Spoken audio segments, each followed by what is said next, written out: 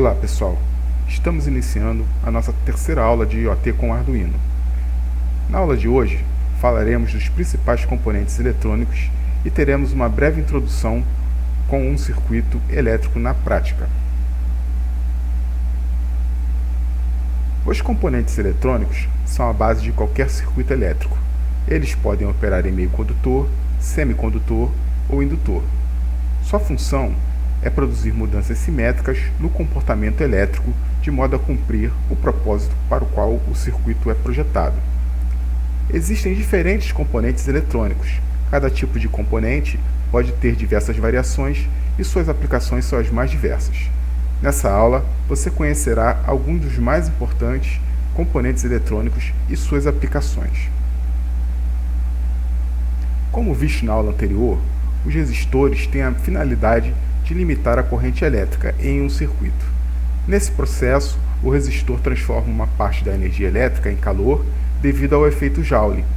Existem resistores criados exclusivamente para gerar calor, como os encontrados em chuveiros elétricos, ferros de passar roupa, aquecedores elétricos, etc.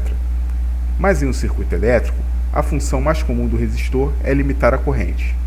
Há dois tipos de resistores, os fixos e os variáveis.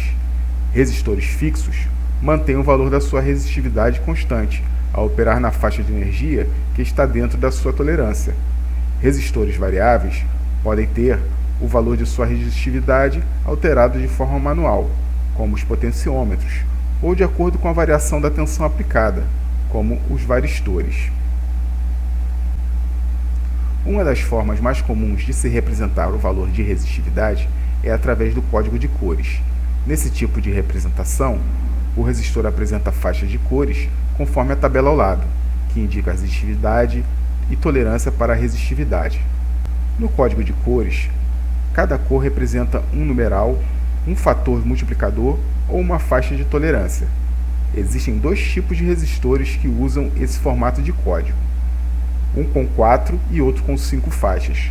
Nos resistores com 4 faixas, as duas primeiras faixas representam algarismos e a terceira representa o fator multiplicador para compor o valor da resistência. A quarta faixa mostra a porcentagem de tolerância, que é o nível de variação que o resistor pode sofrer. Nos resistores com 5 faixas, o corpo do resistor recebe uma terceira faixa para representar mais um algarismo. Podem haver resistores que não possuem faixa de tolerância. Nesse caso, eles têm cerca de 20% de tolerância.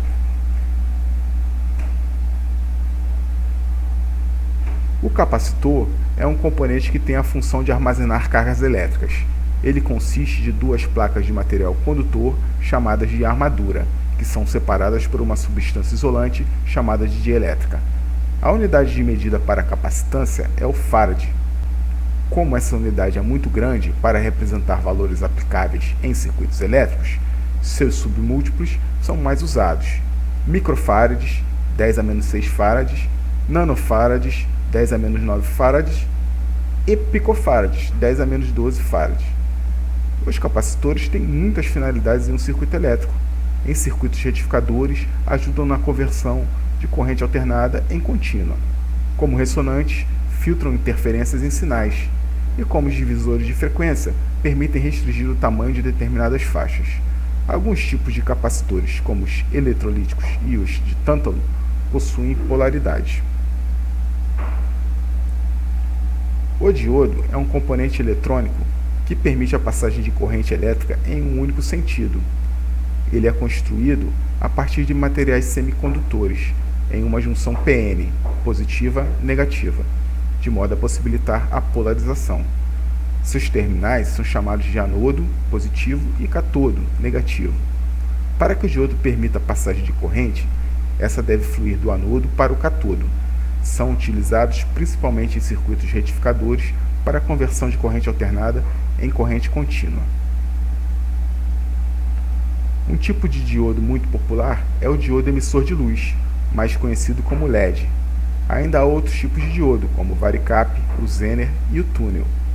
O diodo geralmente possui uma faixa em seu corpo que indica a posição do catodo. No caso do LED, o terminal catodo é mais curto que o anodo.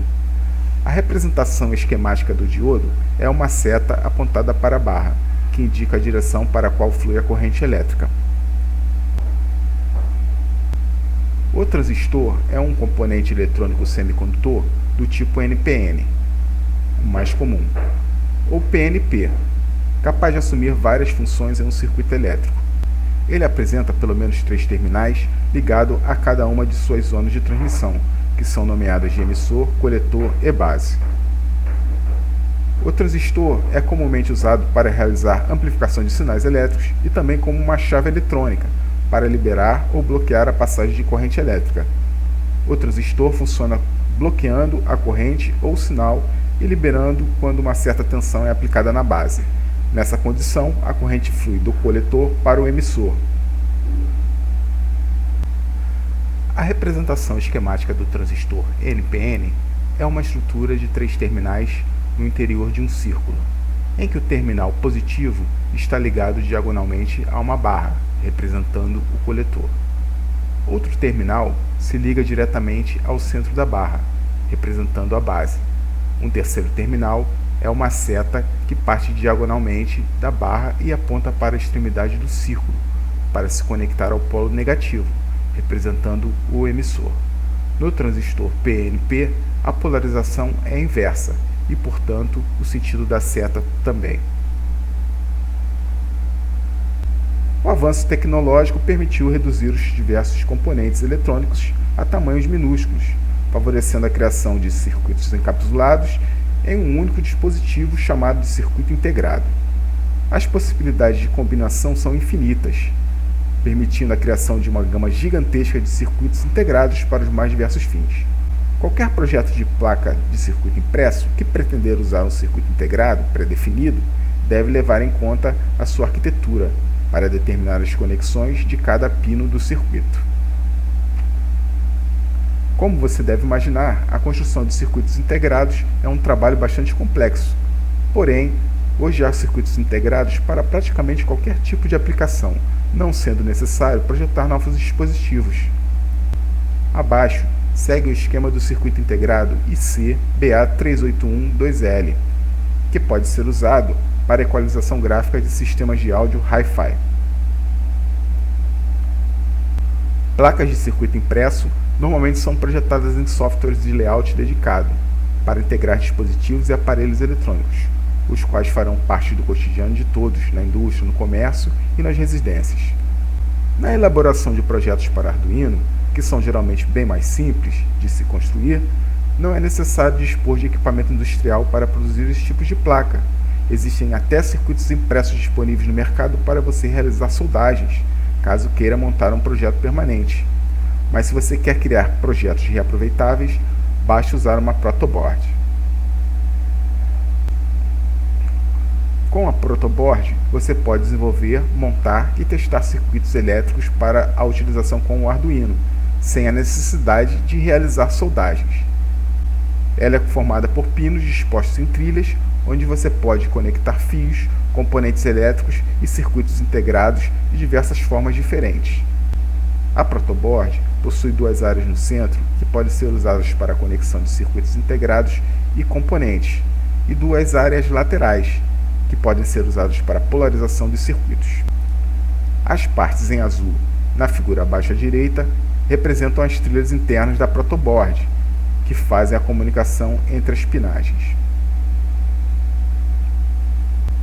Iremos agora realizar um experimento para verificar a importância dos resistores para a redução da alimentação que chega até os atuadores. Monte o circuito abaixo em uma protoboard e faça as medições para verificar a distribuição da tensão através dos terminais dos resistores. Podemos ver nesse circuito que um potenciômetro está fazendo a regulação de tensão que vai chegar até os LEDs. E esses LEDs, por sua vez, possuem 3 resistores que servem também de reguladores. Então, verificaremos as tensões na saída dos resistores que alimentam os LEDs, vermelho, verde e azul. Bom, pessoal, nós temos aqui um circuito que faz a ligação de 3 LEDs por meio de um potenciômetro. Nós vamos fazer a ligação aqui do negativo. E podemos ver que acendeu o LED vermelho. O circuito está sendo alimentado por uma bateria de 9 volts, aqui, o positivo e o negativo conectado aqui na protoboard. Partindo do positivo, eu conecto o meu potenciômetro. Faço a ligação do potenciômetro e na saída dele eu conecto esses dois resistores, cada resistor alimentando um respectivo LED. Quando nós aumentamos aqui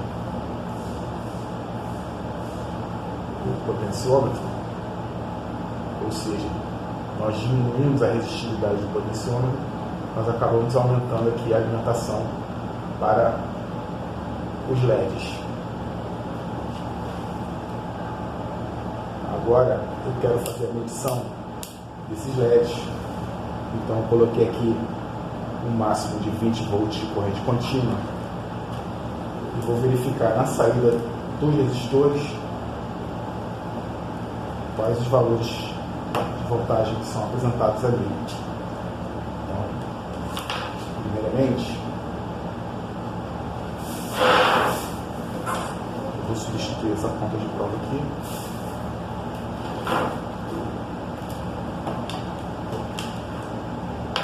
Por essa.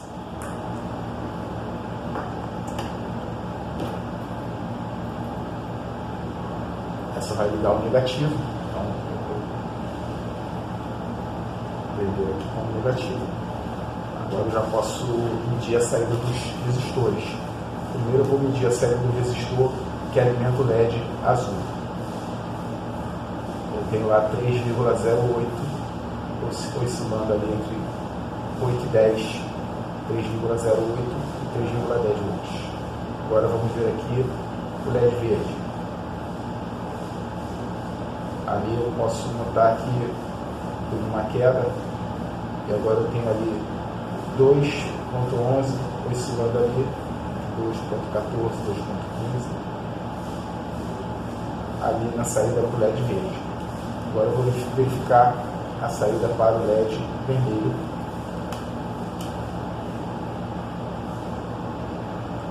E na saída para o LED vermelho eu vou ter 2.05 cravado. Então isso significa que os meus LEDs estão com resistores ali dimensionados corretamente para a alimentação. E eu verifico também aqui quando eu faço a rotação aqui do botão do potenciômetro, que a variação de luminosidade dos LEDs se refere ao valor de tensão que eles recebem, né? Porque a tensão que o LED que recebe uma menor tensão, ele fica aceso por mais tempo, enquanto que o LED que precisa de maior tensão, ele só vai acender quando eu diminuir a resistividade ali do potenciômetro. Então por hoje é só, pessoal. Obrigado por assistir e até a próxima aula.